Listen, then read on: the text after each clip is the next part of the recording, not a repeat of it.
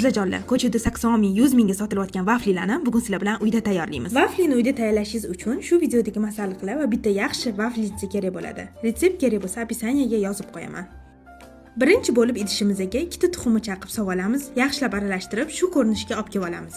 Orqasidan 100 gram sariyog'ni eritib solib, keyin sut, shakar, un shu ketma-ketlikda yana aralashtiramiz. Smesimizni shunaqa ko'rinishga kelgandan keyin 5 minutga olib qo'yamiz. Vafli pishni bo'lib yaxshi pishishi uchun sifatli vaflnitsa olishingiz shart. Mani tanlovim Lamo vaflnitsasi. Chunki bu vaflnitsada 3 xil keramitsky nasadka bo'ladi va eng asosiysi moshniy bo'ladi. Vaflini pishni qilib pishirib beradi. Agar sizlar ham uyingizga olmoqchi bo'lsanglar, pastda nomerlarni yozib qo'yaman. Vaflnitsa qizib olgandan keyin bir tekis qilib ichiga qo'yib, ustini yopib 7-10 minutda pishirib olamiz. Videoni yo'qotib qo'ymaslik uchun videoni saqlanib qilib, vafli yaxshi ko'radigan o'rtog'inglarga yuborib qo'yinglar. Rezultatni qaranglar, bunaqa vaflini ko'chada aniq topa olmaysiz. Mazasi bomba chiqdi. Sizlar ham uyda tayyorlab ko'ringlar. Agar sizlar ham vaflnitsa olmoqchi bo'lsanglar, pastda nomerlarni yozib qo'yaman. Narxini eshitib, aniq menga rahmat deysizlar.